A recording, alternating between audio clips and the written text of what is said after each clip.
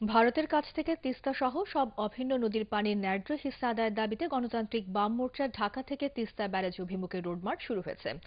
জাতীয় প্রেসক্লাবের সামনে সংক্ষিপ্ত সমাবেশ শেষে যাত্রা শুরু করে এই রোড মার্চ। পথে বিভিন্ন স্থানে সমাবেশ শেষে আগামী বৃহস্পতিবার নীলফামারী জল ঢাকা হয়ে তিস্তা ব্যারেজে গিয়ে রোড মার্চ শেষ হবে। ফজলে রাব্বি জানাচ্ছেন বিস্তারিত। জলপাইগুড়িতে তিস্তা নদীর উপর গজলডোবা ব্যারেজের সব গেট বন্ধ করে একতরফাভাবে পানি প্রত্যাহার করছে ভারত। এর ফলে বাংলাদেশের অংশে তিস্তা পারের 12টি উপজেলার প্রায় 80,000 হেক্টর জমির বোরো আবাদ এখন চরম বিপর্যয়ের মুখে।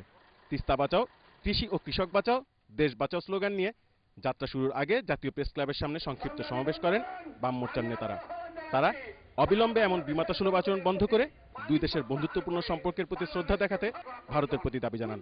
আধিপত্যবাদী ভারতের যতগুলো পদে পদে যতগুলো প্রকল্প তারা নিয়েছে সবগুলোই হচ্ছে ভারত বাংলাদেশকে শোষণ করার জন্য। আন্দোলন করে চালিয়ে যাচ্ছি, আমরা অবশ্যই সফলকাম হব। যতদিন সফলকাম না হব ততদিন আন্দোলন চালিয়ে যাব। তিস্তা সহ দুই দেশের অভিন্ন 54টি নদীর পানির ন্যায্য হিস্সা আদায়ে বাংলাদেশের বিভিন্ন সময়ের সরকারও দায়িত্বহীনতার পরিচয় দিয়েছে বলেও দাবি করেন বক্তারা।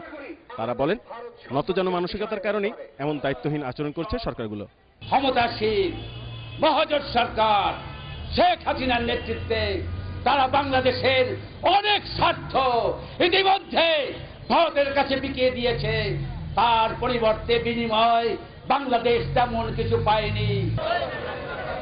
জয়দেবপুর চৌরাস্তা, টাঙ্গাইল, বগুড়া, গাইবান্ধার গোবিন্দগঞ্জ, পলাশবাড়ি, রংপুরের পায়রা চত্বর এবং নীলফামারীর জলঢাকা সমাবেশ করবে রোড মার্চ। সবশেষ আগামী 10 এপ্রিল বিকেলে তিস্তা ব্যারেজ সংলগ্ন দোয়ানীবাজার বাজারে সমাবেশের মধ্য দিয়ে কর্মসূচি শেষ হওয়ার কথা রয়েছে। ফজলে রাব্বি, এটিএন বাংলা, ঢাকা।